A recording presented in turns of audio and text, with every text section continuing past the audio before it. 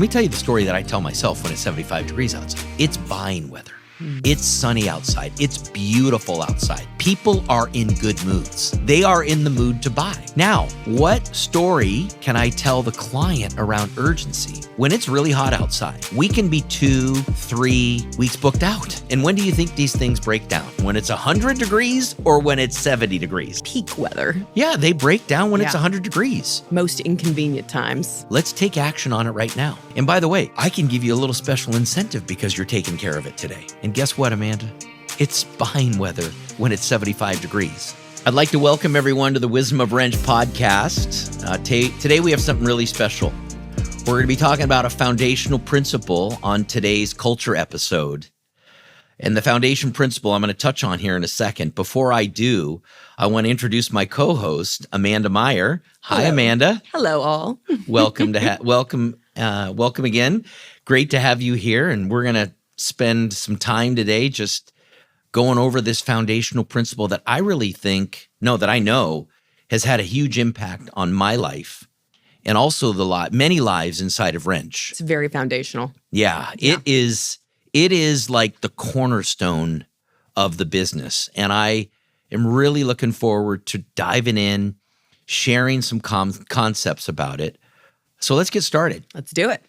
Yeah, the foundational principle that we're talking about today is be weather driven. Be weather driven. Okay, so those of you that are in the air conditioning and heating business, and I also know that this really applies to electrical and plumbing as well, is be weather driven may to some feel like it's weather as in WEATHER. What we're going to talk about today is be weather driven, which is WHETHER. The different weather than Mother Nature. And the foundational principle goes like this. My success here at Wrench depends on whether I come to work with the right mindset and whether I follow the process. And we call the process run the play. So let me say that again. My success here at Wrench depends on whether I come to work with the right mindset and whether I run the play. So Amanda? Let's talk about it. Yeah, let's talk about it. Let's do that whole jazz thing I think I mentioned before, which is where we just riff. We're just going to riff. For those of you that want to learn a new word, I'm going to start right off the bat. Riff means we're just going to be like playing a guitar with each other, really just relaxed, playing drums together. So I know you've got some questions you want to ask me about this, and I know you and I are going to go back and forth about this concept. Yes. Be weather driven. Yes. So I'll let you go. So I got to say, I want to say that I first heard this at Service Champions back in 2017, I want to say 2018. And as the person who had to design the poster and as a huge English nerd, this drove me nuts to have to print weather driven with a WHETHER on it. So this is a very HVAC, focused kind of phrase, weather. Where did this come from? Great question. This goes all the way back to my father's business. And my father used to always tell me, when I first came in and started working in his business before I started Service Champions, I would go in and my dad would always tell me that he loved it when the weather was mild. He loved it. And the reason he loved it is when it's 100 degrees outside, his clients were really miserable. His team members out in the field were miserable. His call center agents, it was like organized chaos. So he always loved it when it was mild, when it was 72 degrees. And then he could run the business, manage the things he was in control of. His business, much like mine, was in Northern California. Very mild temperatures. We get, 75, 85, may get into the 90s. It'll get into the hundreds occasionally, but most of the time we've got very mild weather here. Right. And when I say weather in that case, it's WEATHER. It's Mother Nature weather. So my dad taught me, it's always better to be weather driven. Focus on the things you can control. Focus on the things that are in your power. My mindset and whether I choose to follow the process is in my control. The weather outside, Mother Nature, is out of my control. So where do I focus? Well, the focus has got to be on things that you can control. And in today's world, Amanda, focus is truly a superpower. Yes. It really is, because I'm a believer that where the focus goes, the energy flows. You're full of sayings today. Okay. I know. Let's go. Let's get started, guys. Yes. So if I choose to focus on something that's out of my control, it's so easy for me to fall into victimhood. Totally. It's so easy for me to ask a powerless why victim question, and we're going to go into that in a little bit. But it is once again it is focusing on the areas that are going to have the highest impact, which truly are the areas that I have control of. And if I come to work every day with an attitude of gratitude and I follow the process, success will come to me. And there's so much more we're going to dig into. So, okay. So if I am weather driven, WHETHER. Yes. Spell that a couple of times today. So if I'm weather driven, I'm focusing on what I can control. So what does it sound like in this business if I am controlled by Mother Nature, if I have the wrong mindset? What does that sound like? How does that show up? Yeah. So I would say in our business, you got to be very careful because most of our competitors, most of our vendors are weather driven, are driven by Mother Nature. They're doing well when the weather is really hot or really cold.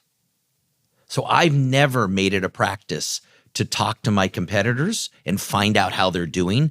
I have never made it a practice to talk to my vendors. Why? Because I've always believed that 99% of my challenges are internal, are right here. 99% of my challenges are internal inside my company. and then I could take that to the next level and say they're really inside my mind. And if I'm looking to have the external things, or if I talk to a vendor and they're like, oh man, we're really slow, that could almost be an excuse for me to be like, oh, okay, maybe that's why we're a little bit off our sales and I should be okay with that. No way. Block that out. Never, ever, ever reach out to your vendors or your other competitors or other people that are in the industry that that are in your marketplace. Maybe they're not competitors, but I just put that completely out of my mind once again, Amanda, because I need to focus on the things I can control. So we can't be saying things like, I'm not closing because it's not hot outside. Correct. Right. I can't do a good job because it's so hot outside. I'm so tired. Yeah. It really plays into both seasons, huh? All seasons. Absolutely. And I actually believe the hot weather is the worst thing that can happen to a salesperson. Expand on that. It ruins them. I've seen it for 30 years. The hot weather ruins salespeople because number one, they wait for it. Oh, when the hot weather comes around, things are going to be better. That'll be my time. Things are just going to roll in. No. We're already there. Like we're there now. And the other way that it ruins salespeople is when it's hot outside, you can shorten your presentation significantly and still close deals, still get clients happily involved. It's pretty darn easy. Even I could sell, Amanda, when it's 100 degrees outside, 105. Maybe in Phoenix, it needs to be like 115 because 105 in Phoenix, it's like, it's still just cold. Another day. Yeah, exactly.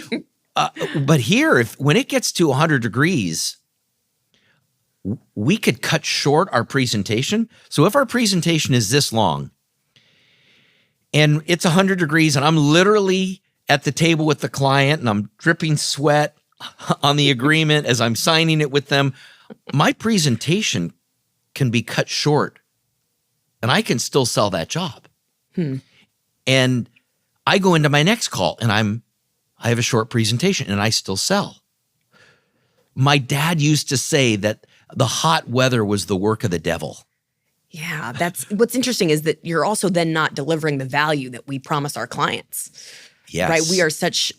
We are high value at Wrench. And so if we are cutting short our presentations and we're not delivering what we've promised, now we're cutting our brand short. Yeah. Yeah. And we can ruin our salespeople as well by running them on too many calls. Wow. Because if they're running upwards of 3, 4, 5 calls in a day, there's no way that they're going through the presentation to show clients all the value that we have. Mm-hmm. And you might be cutting short your salespeople, and they may be selling $15,000, $17,000, $20,000 jobs. However, if you were able to allow them to spend more time with the client, they would be 30, 35, 40, and you would have happier clients. It's funny because those clients that spend $35,000, $40,000, $50,000 with us, right, those are the happiest clients we have because they've gotten everything taken care of. We've given the salesperson or the comfort advisor time to spend with that client, time to really go over all the stuff that all the different parts, whether it be zoning, indoor air quality, new duct system, insulation, all the things that really can expand and really help that client's home comfort system. What I want to just add, going back to what I said, is remember the presentation I was sharing with you can be cut really short when it's 100 degrees outside. Yeah. And what happens is the weather, Mother Nature, naturally goes back to being mild. And if the presentation is this short when it's mild, you can have a comfort advisor that's wondering, I have no idea why I've stopped selling deals. I have no idea why I'm having a really hard time getting clients happily involved in our products and services. Right. Because their presentation was like this. They were selling jobs when it was hot, like over and over. And then all of a sudden it gets mild. And when it gets mild, your clients are now, the urgency's gone. Yeah. And now you really need salesmanship. Right. Now you really need a salesperson that is spending time with that client. Whereas when it's hot, there's very little salesmanship that's needed.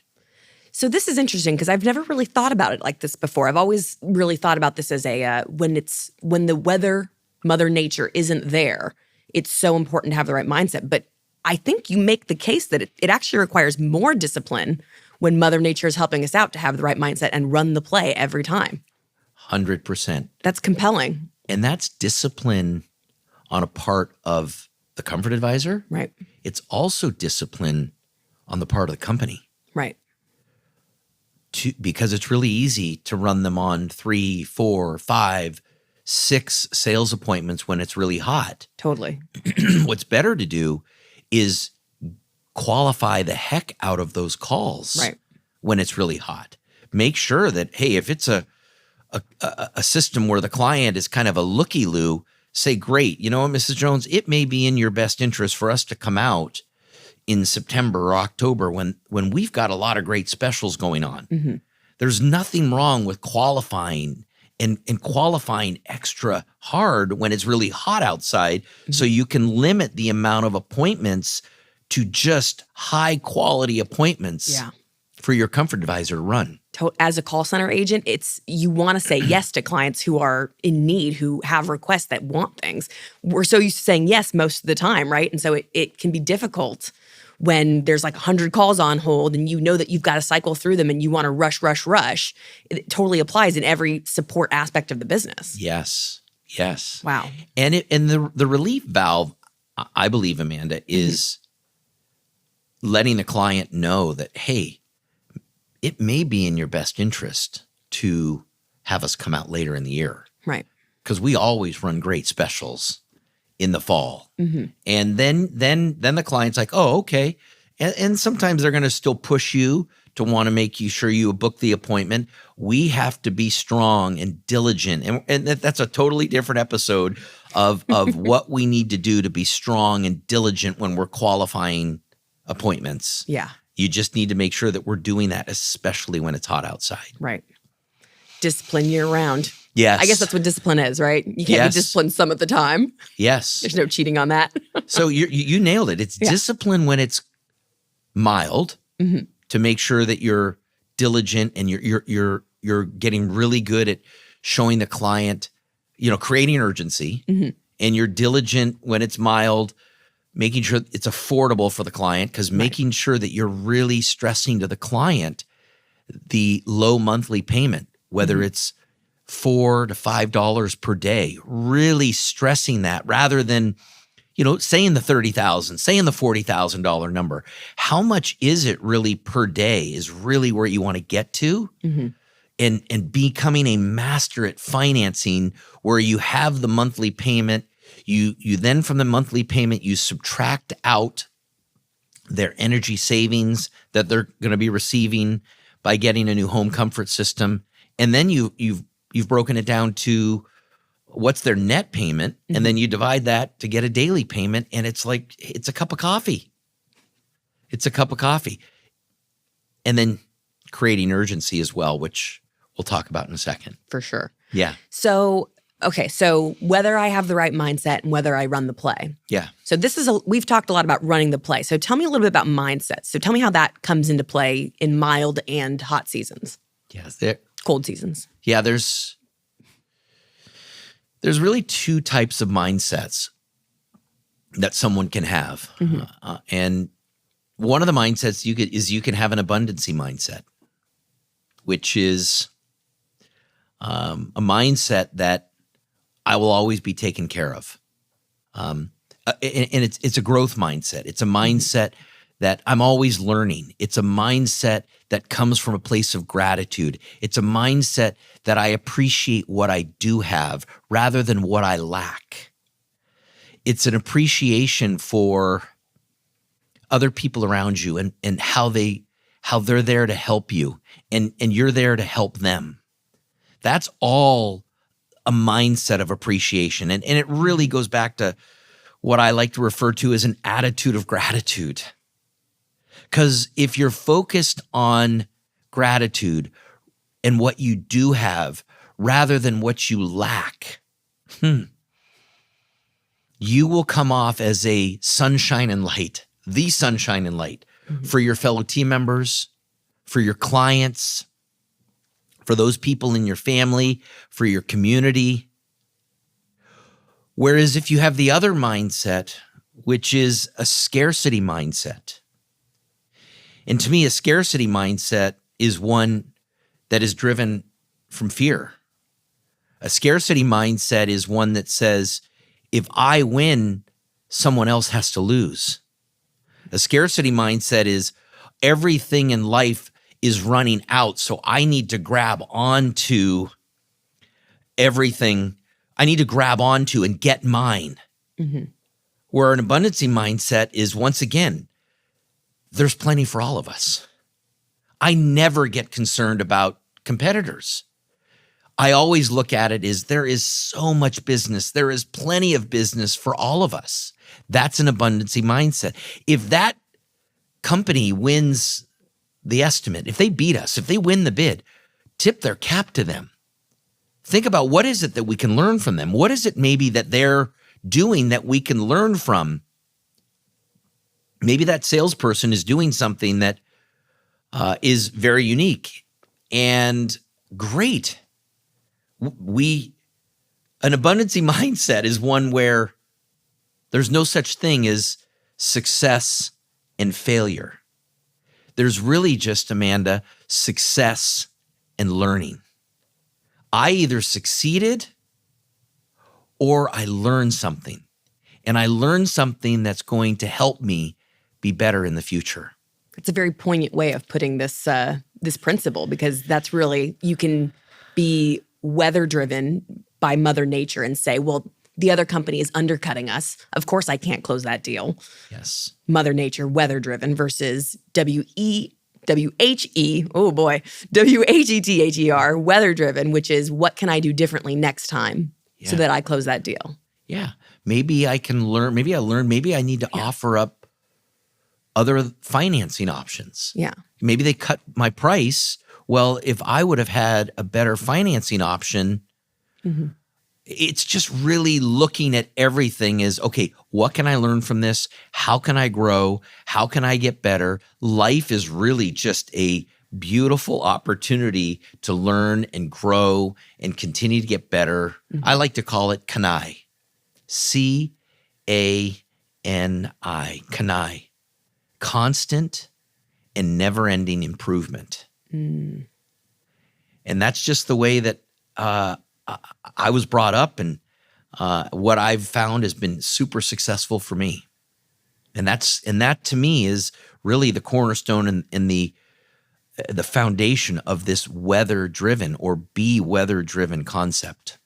Okay. All right, really quickly, I want to go back to abundancy and scarcity. So abundancy, I see how that plays out. How does scarcity show up when it's busy? How does that mindset creep up on us? Scarcity for me, and am I perfect at this? No way. I know that I'm in a scarce mindset when I have anxiety. I can feel it. My feelings tell me. My feelings are really the dashboard for me. If I'm feeling anxious, if I'm feeling nervous, if I'm feeling overwhelmed, I'm living in a scarcity mentality. Okay. Whether that's at work or in my personal life. So I really need to, be aware. And that's really the beauty of this concept, is really just be aware. Are you in an abundancy mindset, or are you in a scarcity mindset? And your emotions and your feelings will tell you. If you're anxious, it's likely that you've fallen in this scarcity mentality. So the awareness is, thank goodness. Thank goodness. I need to get out of that trap. I need to get out of that mindset, because I have control of that mindset. Right. And I'm a big believer, Amanda, that I am separate from my brain. I've got Kevin and the soul of Kevin, and I've got my brain. My brain is not me. My brain is simply a tool that helps me achieve things in life, that helps me get through life. And when I learned that concept, which is my brain is separate from me, it really helped me with this abundancy and scarcity mentality, and recognizing, okay, I'm in it. I'm in charge. I need to control it. I need to direct it. I need to guide it. It's just funny that you say that. That's what I was telling myself all through pregnancy. I'm like, don't let my brain find out, because otherwise I'm not going to be able to do stuff anymore. Yes. Can't let my brain find out. Yes. Yeah. Were there things that you did? Yeah. In your pregnancy that helped you with that? Exercising a lot really helped. Things I can control, right? Which is, I can't run anymore, which is running, as you know, is my favorite thing. I just got back to the gym this week, so I'm nice. So happy. But I did a lot of weight training. We have the squat rack in the garage, and so I did a lot of weight training. And so it was funny because people would be like, don't you know you're like 30 weeks pregnant? You shouldn't be. And I'm like, I don't know about shouldn't be. I'm like, exercising's good for you. Yes. I'm checking in with my body. Like, as long as my brain doesn't find out, I feel like we're good. Yeah. So it's mind over matter for sure. Well, let's give a shout out to Lucy. Let's say we're here. Lucy's the new baby. I know she's going to be my lifting partner one of these days. So my running buddy. That's so good. That's so good. Yeah. So let's continue on with the mindset thing. Yes. You know, I'm a believer that there are 3 different challenges that we're going to face at some point in our life. Okay. Can I guess? I want to say health is one of them. Yeah. I know relationships is another. Yes. Is the third one money? You are so good. good. Did I get it? Yes. You are so good. Yes. I didn't prep for that, guys. I love that. At any point in our life, we all, including me, and I've had these 3 challenges myself, we're all going to either have financial challenges, we're going to have relationship challenges in people in our life, and we're going to have health challenges. At some point. We will all be faced with those 3 things. None of us are immune to that. It really comes down to how you deal with them, how you handle them, how you face them. What action do you take? You just mentioned something a minute ago that I think is so spot on, which is movement is medicine. I like to call it movement is the antidote for anxiety. Movement is the antidote for depression. If I'm feeling yucky, which, by the way, about 2 days ago, I was sitting at home and I had grabbed a snack. One of those, it was a caramel, like little, it was caramelized. Like popcorn? Like popcorn. Oh, it was something like that. It was dangerous. And I had one and I had 2. And then I had 3. They make them small so you keep going. And before I knew it, I had a bunch of them. And I'm wondering about 30 to 45 minutes later, I am literally feeling like crap. I got stinking thinking going on in my head. And you know what? It just proved to me once again that my gut is my second brain. My gut is my second brain. So I ate all that sugar and I just felt terrible. And I had already worked out in the morning. So I worked out in the morning and then I fell. Then I fell. Because, no matter how much I work out in the morning, Amanda, I can't outrun a fork. It's impossible to outrun a fork. We dig our graves with our teeth. Yes. I think in Slight Edge, right? Yes. That's so good. We dig our graves with our teeth. Yeah. And so I ate this and I fell and then I was like, okay, I got to get back. I got to cycle this stuff through my body. Otherwise, I'm going to be brutal for my family tonight. Yeah. So I went for a swim up at our club and I felt incredible. I felt great. It was the movement though. And getting that sugar out of my body and clearing my mind of it that made all the difference in the world. I think I want to extrapolate something from that. Yes. When it comes to your mind, to mindset and being weather driven, I think it's really easy for us to make excuses for ourselves. I worked out this morning, so I can have a cheat meal. I worked out, so I can eat some junk food. Oh, you worked out, it's cool. You're super fit. You can have a cheat meal. You can eat whatever you want. And I think it's so easy for us to make and accept excuses that allow us to fall into the wrong mindset. Yeah. I think you're spot on. Yeah. I think you're spot on. I think excuses is what we have to really be careful of. And going back to the weather-driven concept, if let's just say you drive into work, and this was a typical example when I was pretty new in the business.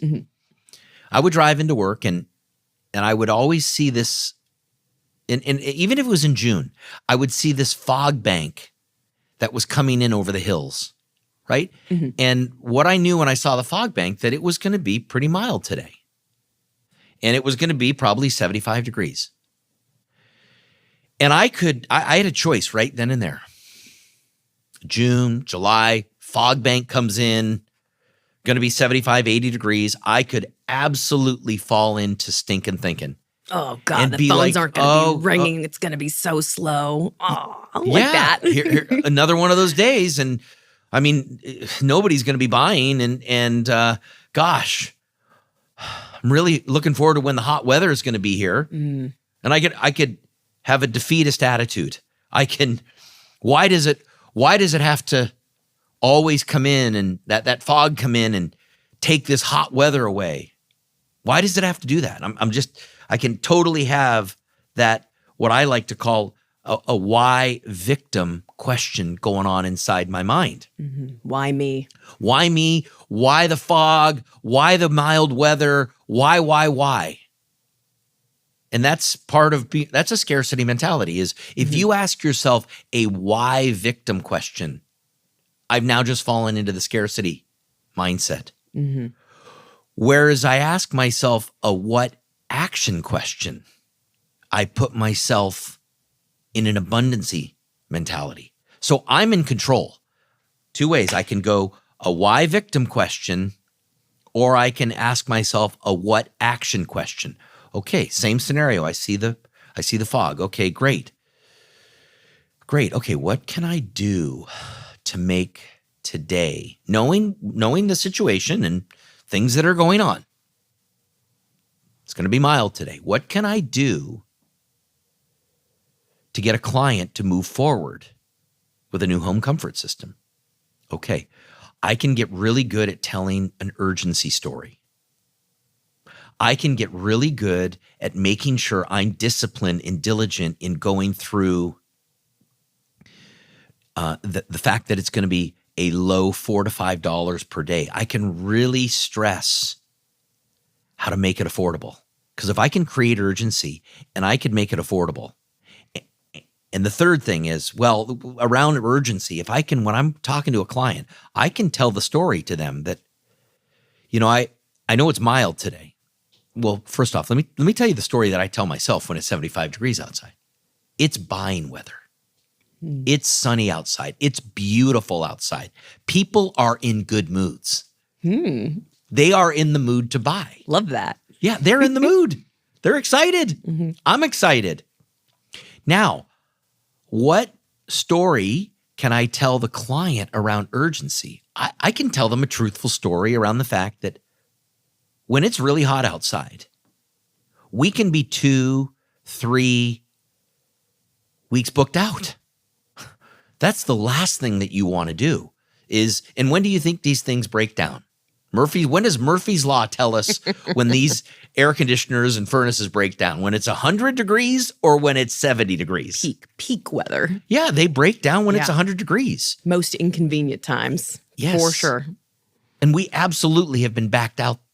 We've been backed out and backlogged that much to where we can be honest with a client and tell them, gosh, it could take a week, 2 weeks, 3 weeks to get to you. Yeah. Let's get this handled today. Let's take action on it right now. And by the way, I can give you a little special incentive because you're taking care of it today. So come up with an incentive or something exciting that gets the client to want to buy. Work it out with your manager. Hey, a special incentive. Create urgency. Tell them that story. And guess what, Amanda? It's buying weather when it's 75 degrees. That's the big thing, is when it's managing the story I tell myself in my mind. That's all it is. It's when I'm faced with a challenge, and I named 3 of them. When I'm faced with a financial challenge, a health challenge, or a financial challenge, a health challenge, or a relationship challenge, do I ask myself a why victim question? Why is it that my mother-in-law acts that way? Why is it that every time we go to a Christmas party, Uncle Harry gets drunk and, he's just hard to deal with and he's going to say stupid stuff.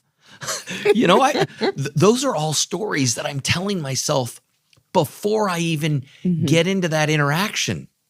And so when that situation actually comes up, it's destined to be a struggle. Yeah.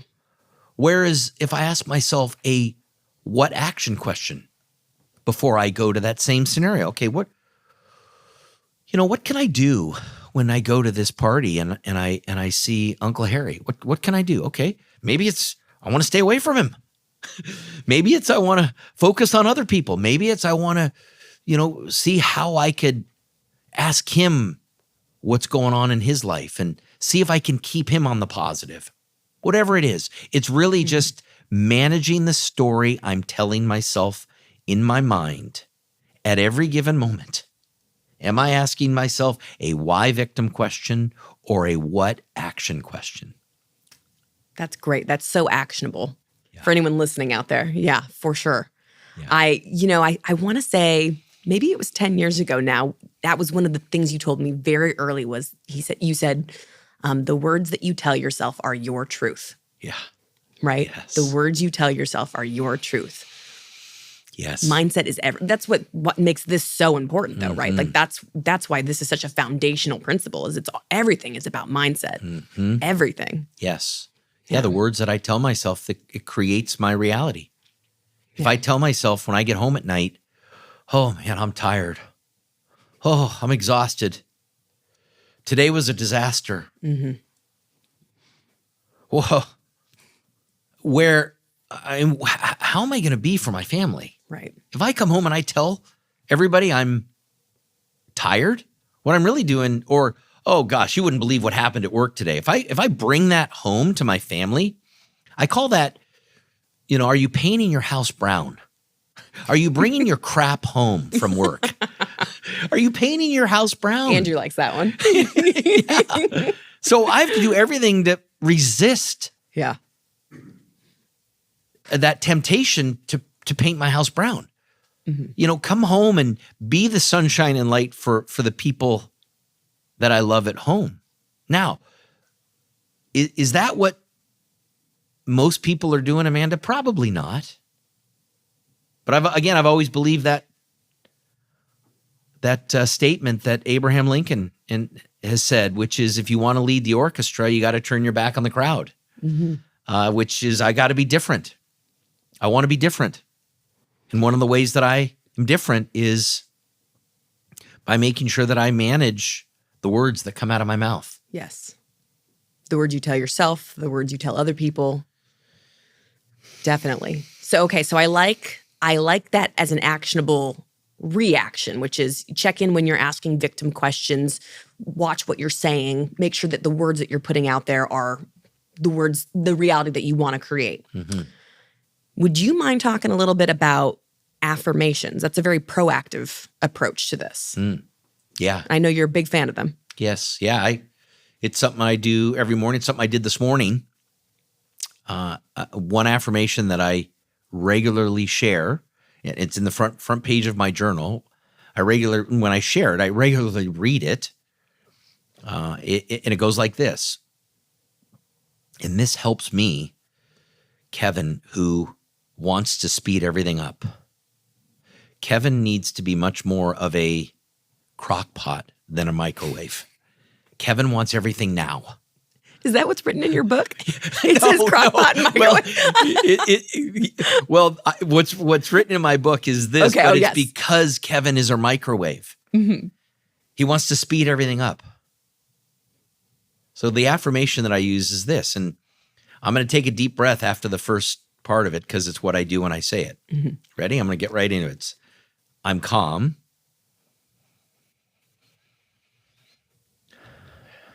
Deep breath. I'm calm and understand that everything is happening at the exact speed in which it's supposed to. I'm calm and understand that everything is happening at the exact speed in which it's supposed to. Another affirmation I say to myself regularly is, my success in life is contingent upon my ability to get other people to feel good about themselves. Another affirmation I use quite often is, I'm fit, I'm flexible, I'm athletic, I'm 10% body fat. Before I said that, Amanda, I was the most inflexible person. I was just about to ask for you to share your flexibility story because I think that is inspiring. Yeah, I just started to say it. I am flexible. I was real about 5 years ago, I was probably the most unflexible or inflexible, whatever it is. I lacked flexibility. Yes. So I lacked flexibility.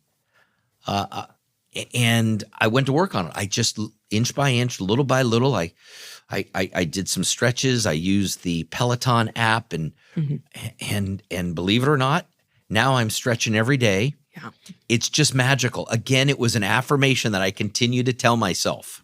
Like you were literally creating your reality with words. And I just think that's so great. It's such a powerful example of how the words you say to yourself become your truth. Yes. So much so. Yeah. And going back to be weather driven, there's a second part to it that relate to what we're talking about. The first part is make sure you come to work with the right mindset. Yeah. The other part is make sure you run the play. And what does that mean? Run the play. Make sure you run the play. Well, I would say in the simplest terms, whether it's you're a call center agent, whether it's you're an installation technician, whether it's you're an electrician or a plumber, I've always believed that 50% of your job is to fix that equipment. Be really good at fixing that equipment. Be really good, technically competent. And the other 50% is to fix the client. Be great at asking questions, open-ended questions. Be great at listening, active listening. And remember, listening more than anything, if you mix up the words and the letters in the word listen, it spells silent. So it's asking a question, then being silent, being quiet. There are so many successful people inside of Wrench. There are so many successful people inside of your organization, whichever organization you're a part of, whether it's Ragsdale or Baker Brothers or Red Cap or Mac Services. There are so many successful people to learn from to help you run the play. Are you able to surrender to those people? And that's a key word there. Are you able to surrender to someone else's greatness? This whole podcast is about sharing what the GOATs, what the very best of the best do. And one way to look at that is, that's just Acacia or Michael Mullins from Atlanta. It's different here. And you can absolutely say that. Or you can say, okay, what can I take? What little nugget can I take that I learned from these GOATs, from the Michael Mullins, from the Farron Aneys? What can I take from them? What can I learn from Washington Dang that I can apply? Just maybe one thing. That takes setting your ego aside. That takes surrendering. It takes surrendering to someone else's greatness. And it's really simple.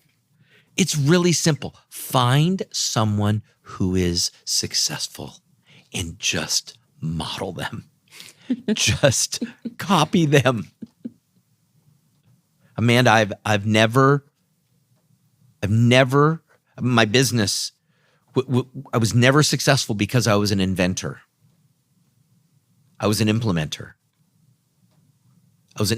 I found other people that were successful and I just implemented what they did. I implemented what was working well for them. Did I invent anything? Maybe I enhanced. Maybe I improved. Maybe I made better. You know what? This is a great question that I wasn't going to ask on the podcast, but now I have to know. Okay. Did you invent this phrase though? Gosh, you're so good. Did you? There is very little that I invented in this company. You can look around. There's very little that I invented. I did create this. You did? Okay. I 100% created this. You can now say that you are an inventor. I did. And I'm proud to say that the concept came from my father. Okay, yeah. Never letting the weather, but he never tied it into WHETHER. Right. So thank you, man. I Yes. guess I am a little bit of an inventor. Bit. This is a good one. Yeah. Yeah. Thank you. I would say following the process. Yes. Back on that. Yes. My success is dependent on whether I have the right mindset and whether I run the play. Another big part of running the play here inside Wrench is be more interested than interesting. Yes. We're going to hear a lot about this from goats sitting in the small chair and letting the client sit in the big chair. That is a 30,000 foot view of our process. Mm-hmm. Like, 50% is to fix the client, 50% is fix the equipment. Your organization has scripting to help serve that, to help implement that, to help put that in place for you. Especially when you're struggling. That's when you want to get back to the basics, because we all go through struggle. We all do. Because success breeds failure. So if you're that salesperson, that does $5 million, $6 million, whatever it is in a year, you're going to face struggle. Because success breeds failure. It just happens. Right. We lose sight of what it was that helped us be successful. That's when we got to get back to the basics and run the play. So if you're struggling right now, my message to you is a couple things. Go back to the very basics. Find out what does your organization have that helps you run the play better. Where is the scripting? What is the process that they want you to go through when you're taking a call? What's the process they want you to go through when you're running that electrical call? Every organization has it. Go back to the very basics. And the other thing I would say is get connected with a positive person. Mm. Instead of finding the crabs in the bucket, find that person that's the sunshine and light. Find that person that inspires you. Find that person that's out there being successful. And here's that word again, surrender to them. What are you doing that's allowing you to have success? Like, set the ego aside. I'm struggling. I need some help. My gosh, it's okay. There's no need to be a rugged individualist. It's okay. That's so great. Coming back to discipline again, too. Yeah. Got to have that discipline. Yeah. Very much so. We've had some good nuggets today. Yeah. I've got movement is medicine. Attitude is gratitude. Attitude of gratitude. Yeah. Anxiety equals scarcity. I wrote that down. I think that's really powerful, because that's a good way to check in with yourself, right? To see if you've got the right mindset. Do you feel that anxiety? What else do you want to share? I think we're at the point right now where I want to make sure I just clarify one of the last things I said, which is crabs in the bucket. Were you aware, Amanda, that if you go out on a pier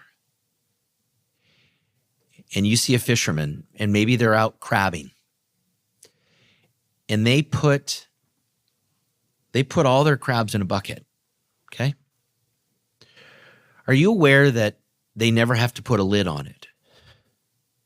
Because whenever a crab looks to pull themselves out of the bucket, the other crabs will pull them back down. Oh, my. They'll pull them back down and won't let them out. So that's the analogy I'd like to give you is, are you hanging out with crabs in a bucket that are looking to pull you down? Or are you finding those people in your life that inspire you, that want you to do well, that sincerely have your best interests in mind? And there are people out there. There are beautiful people like that out there. All I would say is be that person. We don't have an animal equivalent for that. Yeah. Just the crabs. Be human. Be that person. Be that, yes. Yeah. Exactly. Be that sunshine and light. Yeah. Be that spirit. And gosh, fulfillment. There will be so much more fulfillment. So how I'd like to wrap up today is really just going back to the main two concepts of be weather driven. And that is, my success here depends on whether I come to work with the right mindset, and we spent a whole lot of time on what it means to have the right mindset, and also whether I decide to run the play. Those two things, Amanda, if you can implement those two things and be weather driven, you not only are living a foundational principle that will help you at work, it'll also help you in your personal life. Well said. Yeah. And as I share at every podcast, I am a big proponent of always making your future bigger than your past. So we're a wrap. And here's to a bigger future, Amanda.